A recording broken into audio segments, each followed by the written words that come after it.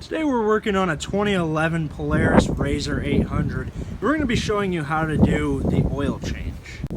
Now, to access the dipstick where you're going to actually check the oil as well as fill the oil, you need to go ahead and remove both seats. So just go ahead and come in, and right on the back there's a latch. You're just going to go ahead and pull it and lift the seat straight out. You can do that with both the passenger side as well as the driver's side.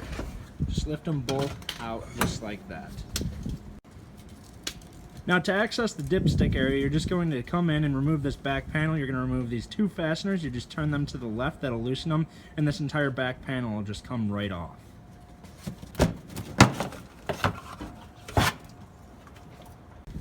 Now, to drain the oil, the plug's actually on the right hand side, the passenger side, right under the belly pan. So you're going to take a 7/32 Allen key and just go ahead and come up and remove it. You do not need to remove the belly pan. You're just going to come up and remove it.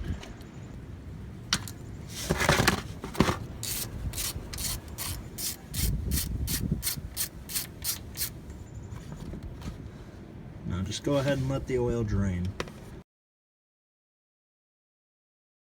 Alright, now that it's stopped draining, we're just going to go ahead and put the drain plug right back in. Just going to tighten it down, get it nice and snug. You don't need to go crazy with it, but you do want it snug.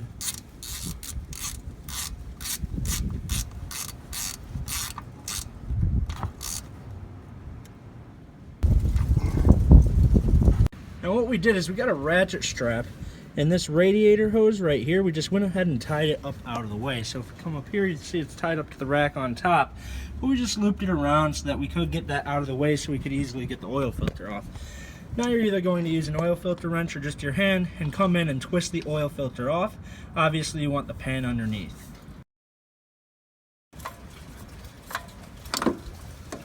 Once it's off, you're just going to go ahead and take it, place it down in the pan upside down so that it can drain. Now what we're going to go ahead and do is just lube the O-ring. So we just have some new motor oil, and we're just going to go around the top of the O-ring so that you get a good sealed surface.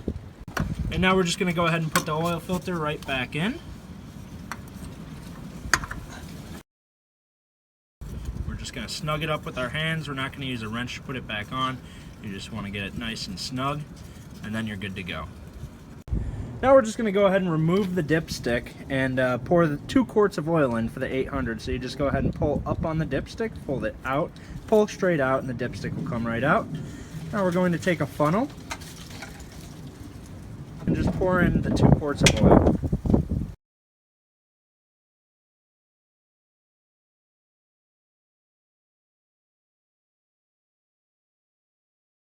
Now we're just going to go ahead and start it up. Come around back and check for any oil leaks.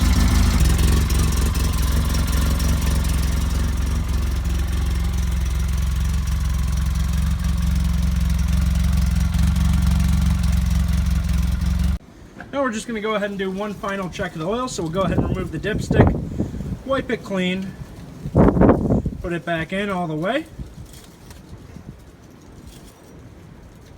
and just ensure it's at the full line. And in this case it is, so we're just going to go ahead and put it back in, and we're ready to put the seats and the back cover back on.